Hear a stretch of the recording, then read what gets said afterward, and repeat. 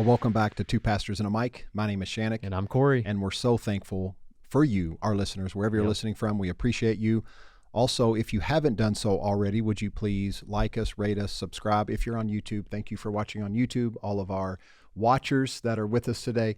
But also leave a review. And we actually asked this last week if you would push us over that 100 review mark. And we had several of you reach out with reviews. So thank you so much. Matter of fact, what are some of these reviews? Yeah, because I actually just heard of some of these this morning. Yeah, big shout out to Jacob. I'm actually going to read his review because it was really encouraging. He said, I was introduced to Hill City and this podcast only about a month and a half ago. This point in my life has been quite stressful in all facets. These episodes have so much wisdom and encouragement that have helped me push through. And in the short time I have known about this podcast, I've already almost completely caught up on all 158 episodes as of today. I love it, Jake. You so much. Thank you so much for reaching out and letting us know that. But I was going to say 158 episodes. And what do you say, a month? Yeah, a month and a half. That's a lot of listening. That is. So we really appreciate that. For sure. And thank you for, seriously, all of you who have shared this podcast. We had a lot of feedback over the last couple of weeks. We have been talking about mental minefields, navigating minefields, talking about mental health, talking about how you process emotions. So it's been a good time. I've had a lot of feedback. I appreciate all of you who have done that. Yeah, it's been a lot of fun. Also, we got some new listeners from a podcast you were on recently. And so shout out to the taco community who is just joining us. Which I don't know if it's because you were on the podcast, but my feed on Facebook now, and I haven't even joined the community yet, is nothing but this Rethinking God with Tacos community.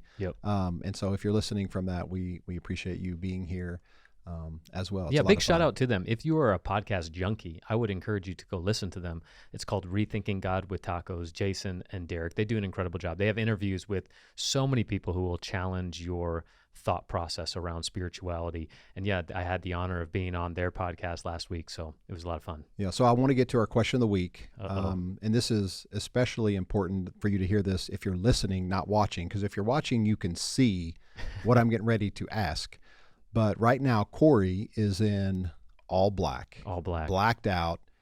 And on I'm purpose. Curious if it pertains to last night. Why don't you tell us I'm in mourning. Why you're wearing black today? I'm in all black because I'm in mourning. I'm at a funeral mentally today. You're at a funeral. Big shout out to my Lions. My Lions lost, and I did shed a tear. So I'm embarrassed to admit that I cared that much about a sport that does not impact my life whatsoever. But I shed a tear over the Lions. Now, here's why. All good. We lost because we gave them the game. We shot ourselves. And no, I'm not mad at Dan Campbell. So all of you people who don't watch the Lions on a consistent basis, I'm also embarrassed to say that I watched every single Lions game this year. First time in the history watching every game because there was just a lot of excitement around the city. We knew we had a good team. We didn't know we had NFC championship level good team. But, man, so I'm so proud. The greatest season in Detroit Lions football history. That's what I'm saying. I know that people might throw back to the 50s, but no, this is the greatest season we've ever experienced. So I'm joyful about that. But I was very nervous about that game because I was like, we don't have a shot against the 49ers. And then when the game was playing, I was like, oh my gosh, we're better than them. We can win this game. And then like a 6-minute span in the third quarter. I watched the game as well. Oh, we shot ourselves in the foot. And people who are blaming Coach Campbell, let me just remind you, we're talking about mental fitness. He's been doing this the whole year, going for it on fourth down, and I've loved every call, even the ones that didn't work out in our favor. I loved the go for it mentality. I would rather lose with that type of mentality of trusting your players and going for it than risking it into a kicker. That's just my opinion.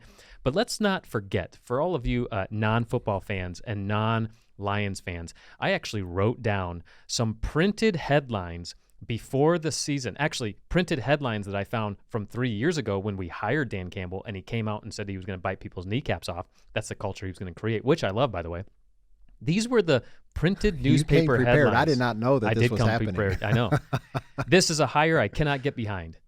Dan Campbell is poised to be a disaster. He is just a meathead. Goff is going from McVay to Fred Flintstone. That's actually pretty funny. This hire was an incredible reach, an embarrassing hire for the Lions. Dan Campbell doesn't seem very bright. He'll never be the guy. The Lions will never reach their potential under Dan Campbell. So all real headlines printed in newspapers. And so people are going to have opinions about Dan Campbell. People are going to have opinions about you. People are going to have opinions about everything because we love to criticize. Right. Everybody in media was his biggest critic, and he took this team to the NFC Championship. I mean, that is crazy. So I say that to encourage people. Yeah. Like, people might criticize you or have opinions about the choices you make in your life, but Yeah. man. And I knew coming in this morning it would be a little bit of a bummer of a day for you. I knew that especially not only your mourning. love for the Lions, but yesterday I know I was possibly thinking about coming down, and we were trying to make some arrangements on whether we were coming down, watching the game with you Yeah. or not. And you're like, I might just want to watch this one by myself. So I'm like, okay, this is like the real deal for Corey right now. It was embarrassing. I scared my entire family on that first touchdown. I jumped up and screamed. Zion got shook. Julia, like Scarlett, started crying. She thought I was terrifying everybody, but yeah, I was a little excited. So I'm glad I did watch it alone. All right, well, let's get into the episode today. As we've been in this series on minefields, let me be just clear and remind you that what we're really doing in this series is tying in these podcast episodes to sermons that were preached this past winter here at Hill City under the series called Navigating Minefields. And it was a big help to me, especially.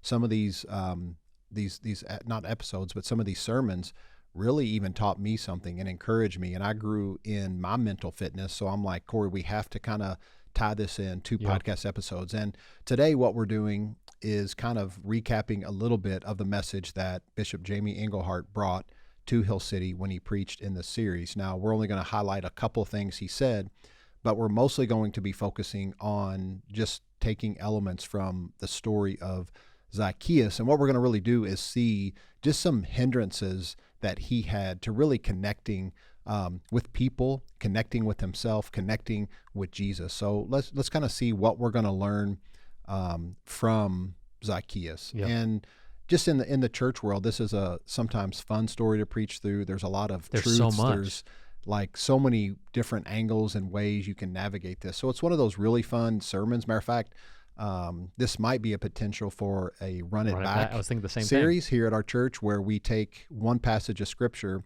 give it up to 4 different preachers. They don't communicate. They get these messages on their own, and then they preach them 4 straight Sundays, back to back to back to back. That's one of my favorite things we do, to be honest. And it has so many different angles. Like, you can take it so many directions, probably more than just four ways. But let's just jump into it. What we're going to first see is just kind of pulling out some things from the story, and then we'll tie it into just some hindrances that Zacchaeus had in connection. And right off the bat, this idea or name, Zacchaeus, it actually means pure and innocent.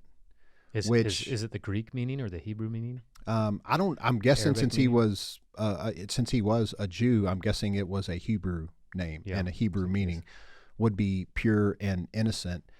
And I think it can also be this prophetic picture of mankind. I love it. Through this story of Zacchaeus, because of course, when we get to Acts chapter 10, right, when Peter has a vision of eating these animals that were unclean for Jews to eat, later on it says, in the dream, it says, make sure you call no man impure or unclean. Like, the kingdom, this gospel declaration is for all people. It's for everyone. Everyone is included in this. Don't exclude someone just because you think they're impure or unclean. What a challenge. Yeah, it is. It's a big challenge. And I think it's a really cool prophetic picture as we approach our relationships and connection with all people, not to let anything hinder us from starting a relationship, from having a relationship, whether it's a different belief, different political view, different economic status, whatever the case may be, whatever boundaries that other people like to put up in avoiding certain people or not including certain people. We have to begin to tear those things down, tear the walls down, to demolish them, to recognize that we also should call no man or no woman impure or unclean. It's a huge challenge to us. Now, when we think about it in pertaining to Zacchaeus and how he saw himself, the hindrance was, there's no way I don't think he saw himself as pure or innocent. Let's just talk about a few things. I want to actually start with how he was a chief tax collector. In the day that Zacchaeus was living, chief tax collectors were hated because they had to swindle people. It's kind of like how people today in America hate the IRS. Imagine that on steroids and how people felt towards tax collectors, because they could come up with any amount you had to pay, and you had to pay it in taxes, and they would give whatever was owed to the Romans, and then they got to keep whatever was left over. So however much they can swindle you out of your money, their own people, their own Jewish brothers and sisters, they would do it. So it'd be like the IRS being owned by China and Americans working for the IRS, swindling us taxes and then charging more and then giving it back to China. Yeah. Like, I don't know. You can come up with all kinds of scenarios. Country. Yeah. Yeah. And so the fact is, they were absolutely hated. Matter of fact, they had their own category. If you read through the Gospels, it would say things like tax collectors and sinners. Mm-hmm. It's not like they were even in the category of sinners. They had their own category that was even worse. Yeah. And you got to think how Zacchaeus must have felt and how he even got put in this position. Because most people that grew up in Jewish families, most boys, they wanted to become the number one, like if today is like the YouTube star, the NBA basketball player, the NFL player, or whatever the case may be, right? For them, it's, I want to become a rabbi. I want to become a teacher of the law. Like that's like their number one goal. If they couldn't attain that for whatever reason, a lot of them just went into the family business. Mm-hmm. Whether, if my dad's a fisherman, I'm a fisherman. If my dad's a builder, I'm a builder, like that kind of thing. And then the third avenue, if they didn't go into one of those two areas, most of the time it was into thievery, robbery, and then at the lowest form, it would be tax collector, because there wasn't other opportunities. And it's just like Matthew, who's called as one of Jesus's disciples. That dude was a tax collector. And I love the fact that he was a tax collector, because a lot of times that the people that God chooses to really operate in and express himself to and disclose himself, who he is, isn't to the people that you might think. Like he was someone that was overlooked to become a rabbi, but here it is, Jesus says, come, follow me. And so that was just a very prestigious thing. And so Zacchaeus missed out on all of that. And I don't know for what reason or whatever, but he was great at swindling people and conning people and gathering more taxes, because it says he became a chief tax collector. So he was the worst of the worst. People hated him more than anyone else. And part of the reason might be he had this idea to do this, might have been, and I'm just throwing out opinions here, might have been because of his upbringing, possibly because his limitation in height, if you will. Scripture just says that he was short. And so maybe he had a lot of trauma around this. There was probably a lot of identity issues with him being someone who is short. And for the Bible to mention this, it's not just like, hey, average height's 5'10" and I'm 5'8". Sorry, I'm a short guy. Yeah. No, like for the scriptures to mention it, he might have been a little person. Well, if that's politically correct to say. Not just that, is the translators actually changed the word to short to make it nice, because I think the literal Greek translation is like an unformed infant or a deformed infant. So he, not only short, it could have been like handicap limitations as well, which was, they assumed that was a curse of some sin in the family. Right. So he had these identity issues, and I'm sure he wished that he was taller. I'm sure he wished he was a baller. But he wished he had a girl who looked good. He would call her. I wish he had a rabbit in a hat and a bat and a 6'4" Impala. You done? Yeah, I'm done. I was going to see if you would keep going. I do like that song. I know, right? When that song comes on, I can't help every but time like someone says, repeat I wish it was taller, it just went there. So I have to imagine that, that he was, not only hated, but there was parts of himself that he hated. And so he had these, what he thought were hindrances to connection with people. So if he couldn't connect with people, man, I'm going to swindle them. I'm going to con them. I'm going to take advantage of them any way that I can, because I feel like I've been put out in a certain way, or he didn't understand his true identity, that it didn't have anything to do with his height or his stature. And so he, out of that trauma and possible hurt, he wanted, like, hurt people. So he wanted to hurt people. So that was a huge hindrance to connection just with people, I'm sure, of the day. And to be seen as someone that's hated, that there's a lack of connection there, for sure. Yeah, he's definitely hated in this crowd, so hated that they don't even let him up front, because you would assume that you would let someone who's little like that up to a front, because he's not going to hinder you as a tall person's line of view. So they don't even let him up front. So when Jesus comes. So what does he do? He climbs a tree, which is a very interesting verse, because the scripture says when Jesus got to the spot, he looked up. And I've heard sermons specifically just on that. Don't know what I feel about that. But Jesus looks up and he calls Zacchaeus by name and tells him to come down. And they say that the sweetest sound to a human being is the mention of their very own Mm-hmm. name. And so Mm-hmm. probably for the first time in his life, here's an assumption again, my opinion, he probably felt seen for the first time. Hmm. Man, this guy knows my name. Everybody just calls me a chief tax collector. Right. Or, you know? And so verse 7, there's another really cool part because Jesus does the unthinkable to a Pharisee, at least, who was around.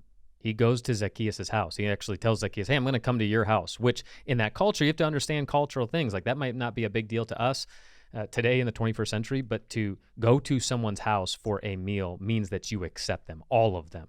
So Jesus was sending a very clear message to the people who were around at this time. Yeah, and he actually uses the word, I must stay at your house. And I don't think it was just for Zacchaeus to hear the must part, but I think it was for everyone else who probably was inviting Jesus to their house. Hey, come, you're significant figure. Come eat at my table. Come to my house. We'll serve you. We'll do this. But Jesus says out loud, I must stay at your house, for everyone else to hear, like, no, this person's valuable and I have to meet with him, overtaking any other obligation to meet with you. Yeah. So Jesus was saying, hey, I accept you as you are, not as you should be. And in other words, the crowd probably got really upset because they're like, how can you accept a guy that has cheated us out of money? They probably made it personal. And what's so crazy about this aspect of the story, it's not the talks, it's not the sermons, or even some of the things that are said that will change our lives, because we're not told what will change our lives. I think you'll hit on that in a second. It's the acts of love that we show to other people that we genuinely care. Yeah. No, I think it is, what is the thing where people don't care how much you know until they know how much you care? And I know that's cliche, but it really is true. Like, people need to know that you care. And one of the biggest ways is through servitude, is through those acts of service and kindness actually shown to people, not just words, right? But in action, in truth. And what's crazy about this story is how this completely changes around Zacchaeus's attitude now that he has been someone who's received somewhat of a connection, that he did feel seen, heard, validated, right? Verse 7, I must stay at your house. Like, let's go, let's have dinner, which was a very intimate act, like to build relationship with Zacchaeus. I can only imagine what he was feeling, but this led to this significant change in his life. Matter of fact, it doesn't even say what specifically happened. It doesn't say Jesus did this, or he healed him of this, or opened his eyes, changed his perspective. We have no idea what was said at the table or in the house, but we do know that what was done was Jesus showed up. Mm-hmm. Ooh, and he ate with him and welcomed him. Actually, Zacchaeus is the one that welcomed Jesus to the table, but Jesus accepted the invitation to build that relationship. And we don't know what was said or done, other than in this encounter being someone who was seen, heard, validated, had significant like feeling of worth, changed his whole mindset, because he decides to pay back everybody of any money that he had taken wrongly, which I can't even imagine. Had to be a vast sum. It could have been like all the wealth that he amassed, because not only does he say he's going to give it back, and in that culture, to pay someone back would be to give it back with interest. So if I took $100 from you, I'm going to give you your $100 back, but give you interest. And a lot of people say it was around 20%. 120% if it was stolen, according to Leviticus 6:5. Yeah, so 120% would be, if I took 100 from you, I'm going to give you back $120. That's 120% of what I took. Oh, so just 20% more of what I took? Is that how that does that? Yeah, so I'm not just going to give you 20% back. That would be me giving you, if I took $100 from you, 20% is $20. Right. But 120% with $120. It wouldn't be 120 on top of what he took. So if I took 100, it wouldn't be 200. I don't think so. I mean, it could be, but it says he paid back 4 times what was stolen, which is 400%. So if I took $100, he's going to give those people back $400. Now, he collected taxes for years, but I'm sure he kept strict records of everything he had. And so he probably did the due diligence to go back and look at everything he had taken, and he gave it back 400%. And so Zacchaeus goes from being known as one of the most selfish men in all of Israel during the time of Jesus to being the most generous instantaneously. And he was never commanded to do so. It Yeah. was through feeling the connection, feeling seen, feeling heard, being validated by Jesus's presence in his life. Yeah. And I love that. One moment with Jesus. And that's a good question to ask you right now before we close this episode is, do people feel that way when they have a moment with you? It's a good thought. Because one of my favorite things that Jamie said in his sermon, and it was something I had never heard when talking about the story of Zacchaeus, which all those things, you hear sporadically when you hear these sermons to a degree. Jamie said this, quote, "The crowd kept him from seeing Jesus, and sometimes the biggest hindrance to seeing Jesus are the people who claim to run with him and follow him." End quote. And I was like, oh my gosh. Yeah, sometimes the biggest hindrances from Jesus flowing in your community are because of the people who claim to follow him. It's because the church is in that community.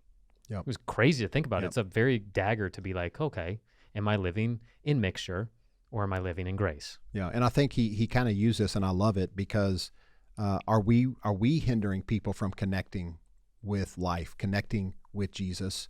And we think about it like not just ourselves connecting with Jesus, but are we hindering other people connecting with Jesus by the way that we live? And he talked about this idea of the sycamore tree that Zacchaeus climbed up in. And in the Greek there, the word sycamore tree can also be translated as an imperfect fig tree. And he talked about how people aren't looking for perfect people to climb up on, in a sense, to see Jesus. Imperfections are fine, but we need to be open and allow people to even like look into our lives and us be that support system, that bridge, that scaffolding, if you will, to help elevate people and build people up to a level where they can see Jesus clearly. So he talked about like, hey, are you living as one of those imperfect fig trees that other people can climb on so that they can see Jesus? And I love that analogy too, like just constantly being that help in people's life. And it's done through acts of service. It's done through encouragement. It's done through building people up. It's done through seeing, like we open with, seeing people as worthy and loved, and trying to see people in their true, authentic identities, not based on their behavior, but seeing them as someone who is not impure and not unclean.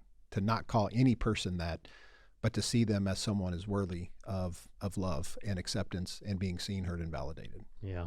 The Pharisee in you dies when you compare yourself less and less to other people, and your view of what Jesus did on the cross for other people becomes larger and larger. So that's our challenge, is be somebody who's inclusive. Be somebody who sees the Christ in people when it's very obvious that it's not being seen. Yeah. So don't be the crowd that limits people from connecting with Jesus. Be that connector or bridge that makes that connection. And so we hope today was encouraging to you. We hope it was inspiring to you. Maybe you've never heard that story of Zacchaeus. I encourage you to go and read the story for yourself and see what the Spirit might speak to you in it for your specific season.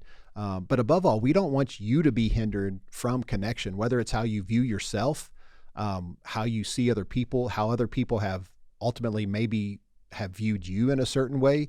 Ultimately, we want you to live full, whole, healthy, especially mentally. Like we want you to become mentally fit so that you can remove these hindrances from connecting with yourself, connecting with others, and ultimately connecting with Jesus, because we really do want you to live a full and abundant life. And with that, just know you're loved and there's nothing you can do about it.